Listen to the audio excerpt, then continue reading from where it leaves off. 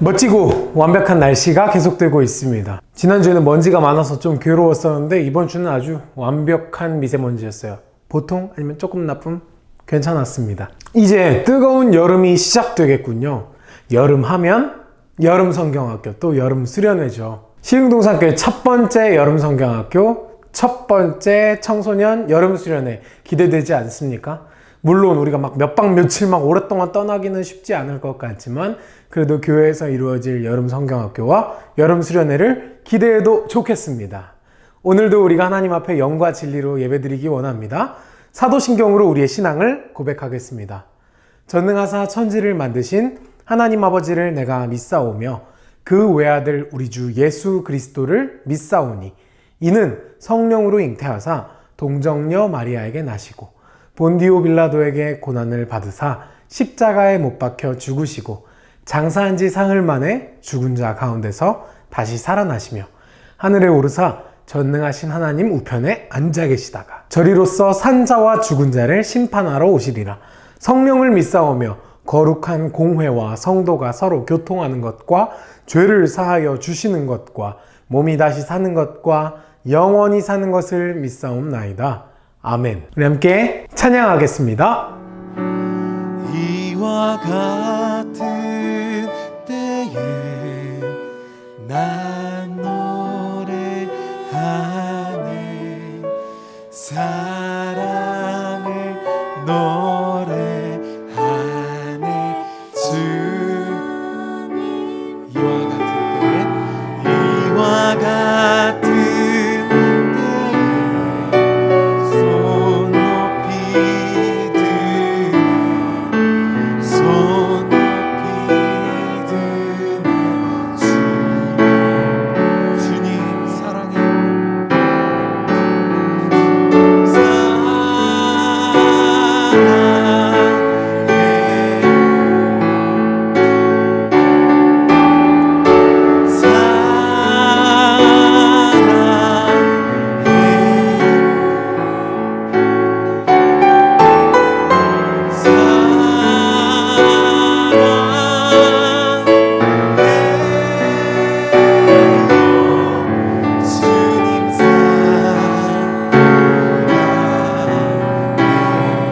여러분 지난주 말씀을 기억하시나요?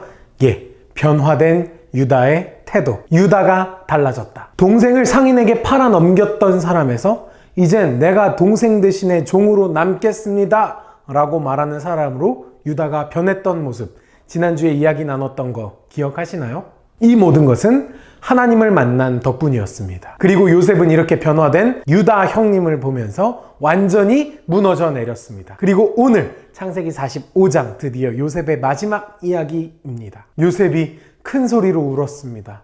이 요셉의 울음소리가 파라오의 궁전에도 들렸고 또 이집트 사람들에게도 들렸다고 성경에 기록되어 있습니다. 그리고 요셉이 형들에게 말합니다. 나는 요셉이라 내 아버지께서 아직 살아 계시니까 형들에게 드디어 자신이 요셉인 것을 밝힌 상황이에요. 형들이 얼마나 무서웠을까요? 벌벌 떨었을 겁니다. 얼어붙었을 겁니다. 내게로 가까이 오소서. 그들이 가까이 가니 이르되 나는 당신들의 아우 요셉이니 당신들이 애굽에 판 자라. 와, 여러분 소름이 쫙 돋지 않습니까? 당신들이 애굽에 판 자라. 형들 이집트에 팔았던 나 요셉이야 이렇게 말하고 있는 거예요. 형들이 얼마나 무서웠겠습니까? 뭐지? 진짜 요셉인가? 뭐야? 진짜 요셉이라고? 헐, 기쁜 마음이 아니라 그 다음에는 놀라가지고 벌벌벌벌 떨고 이제 복수가 시작되는 건가? 아, 괜히 왔다. 아, 큰일 났다. 이 생각만 가득하지 않았겠습니까? 그렇게 벌벌 떨며 요셉 앞으로 나아간 형제들. 그러나 요셉은 이렇게 말합니다. 당신들이 나를 이곳에 팔았다고 해서 근심하지 마소서. 한탄하지 마소서. 하나님이 생명을 구원하시려고 나를 당신들보다 먼저 보내셨나이다. 요셉은 이집트에 자신을 보내신 분이 바로 하나님이시라고 형들에게 이야기합니다. 하나님께서 생명을 구원하시려고 요셉을 이집트에 보내셨다. 요셉이 이렇게 형들에게 말하고 있습니다. 사실 이 부분은 창세기의 거의 마지막 부분입니다. 창세기에 나오는 이야기들을 좀 되돌아보자면 요셉의 아빠 이름이 뭐였죠? 야곱. 야곱의 아빠 이름이 뭐였죠? 이삭. 이삭의 아빠 이름이 뭐였죠? 아브라함. 창세기의 큰 이야기의 시작은 하나님께서 아브라함을 만나면서 시작되거든요. 그게 창세기 12장 말씀입니다. 내가 너로 큰 민족을 이루고 내게 복을 주어 내 이름을 창대하게 하리니 너는 복이 될지라. 아브라함이 뭐 특별하게 착하게 살고 있지도 않았습니다. 또 아브라함이 막 하나님한테 만나달라고 막 그렇게 소리친 적도 없습니다. 그냥 하나님께서 아브라함을 찾아가셨습니다. 그리고 이렇게 말씀하신 거예요. 내가 너를 통해서 큰 민족을 이루겠다. 이건 하나님께서 약속하신 엄청난 복이었습니다. 하지만 문제가 있었죠. 그건 바로 아브라함에게 아들이 없었다는 겁니다. 아들이 없는데 어떻게 아브라함을 통해서 큰 민족이 생겨났겠습니까? 하지만 하나님은 아브라함에게 약속대로 아들을 주셨습니다. 몇 살 때? 무려 100살 때. 여러분, 아브라함과 하신 하나님의 이 약속을 성경에서는 언약이라고 합니다. 언약. 이 언약이 어떻게 지켜지는지, 하나님과 아브라함이 약속한 이 약속이 창세기에서 어떻게 이루어지는지 보는 게 아주 중요하거든요. 근데 창세기에 등장하는 이야기들을 하나하나 보면 이 약속들이 너무 아슬아슬하게 지켜집니다. 아슬아슬하게. 아브라함은 이삭을 몇 살에 낳았다고요? 100살에 낳았습니다. 그래도 이 아들 하나 낳았으니까 이 아들을 통해서 많은 민족들이 생겨나겠구나 라고 생각을 하시겠죠? 근데 이삭이 여러분 몇 살에 결혼하는지 아세요?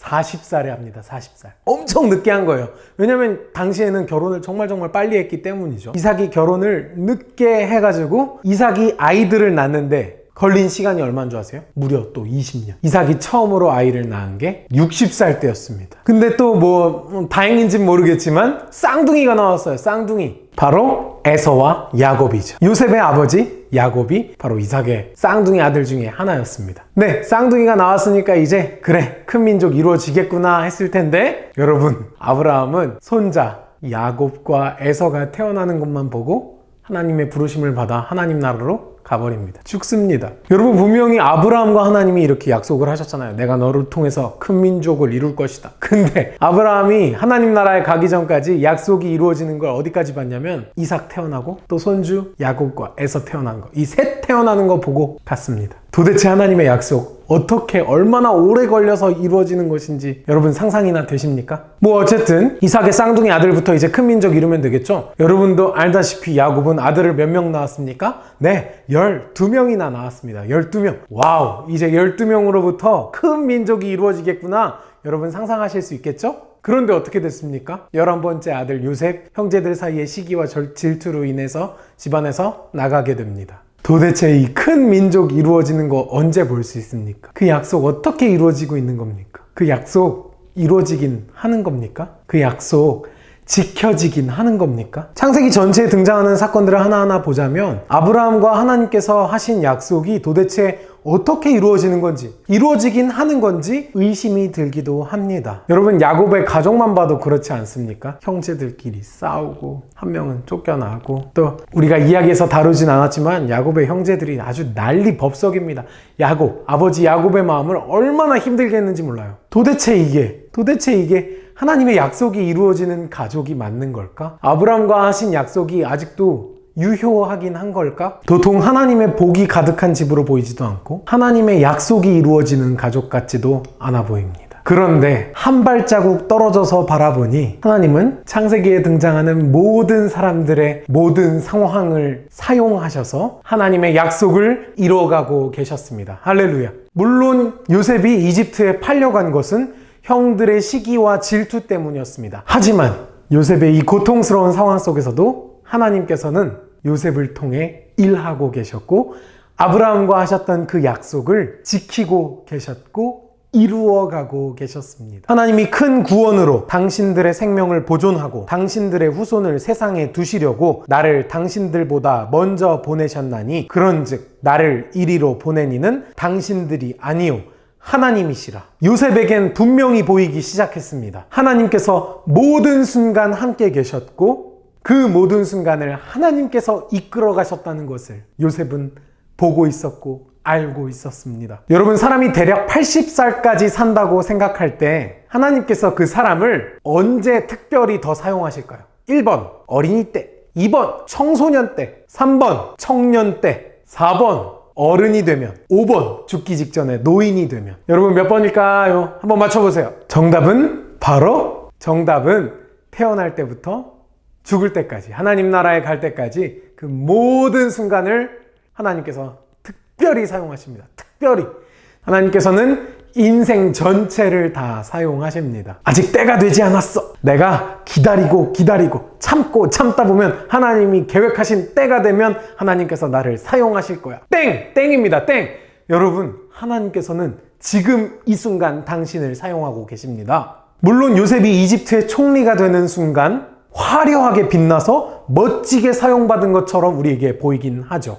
그리고 오늘 말씀에 나오는 것처럼 형들과 화해하고 또 형들을 용서하는 모습 너무너무 멋있죠? 하지만 구덩이에 갇혔을 때도, 이집트에 팔려갈 때도, 보디발의 집에서 종으로 일할 때도, 억울하게 감옥에서 지내는 동안에도 하나님은 여전히 요셉을 사용하고 계셨습니다. 그 모든 날, 모든 순간 요셉과 함께 하시며 요셉을 사용하고 계셨습니다. 여러분, 지금까지 우리가 요셉 이야기를 벌써 5주, 6주 동안 이야기를 나눴는데 놀랍게도 요셉은 성경책에서 더 이상 거의 등장하지 않습니다. 와우. 이제 창세기가 지나고 나면 오히려 요셉의 이름보다는 요셉의 아들들의 이름인 므낫세와 에브라임과 므낫세의 이야기가 훨씬 더 많이 등장합니다. 그리고 야곱의 12형제 중에는 주인공이 요셉이 아니라 갑자기 넷째 형 유다, 지난주에 갑자기 변해버렸던 그 유다 형 있죠? 그 유다가 마치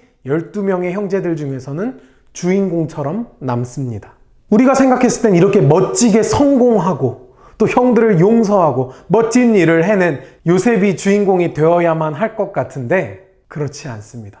성경은 한 개인의 성공에 관심을 두지 않습니다. 성경의 관심은 한 개인의 성공에 있지 않습니다. 아니, 오직 딱 한 분에게만 관심이 있습니다. 그것은 바로 우리 예수 그리스도이십니다. 할렐루야. 여러분, 오늘 지금 하나님께서 여러분을 사용하고 계십니다. 여러분, 오늘 지금 하나님께서 여러분과 함께 하시며 여러분을 사용하고 계십니다. 요즘 어떻게 지내시나요? 시험을 잘 봐서 행복하신가요? 친구들과 관계가 아주 좋아서 즐거우신가요? 하나님께서 당신을 그 순간 사용하고 계십니다. 하나님께서 그 순간 당신과 함께하고 계십니다. 여러분, 어떻게 지내시나요? 또 온라인 수업으로 힘든가요? 학원을 오가는 게 너무너무 힘든가요? 그 순간에도 하나님이 당신과 함께 하십니다. 그 순간에 하나님께서 당신을 사용하십니다. 요셉이 태어날 때부터 하나님 나라에 이르는 그날까지 요셉과 함께 하시고 그 모든 날 모든 순간 요셉을 사용하셨던 것처럼 하나님께서 여러분과 함께 하시고 여러분을 사용하고 계신 줄 믿으시기 바랍니다. 하나님의 약속은 영원히 변하지 않으며 반드시 지켜질 약속입니다.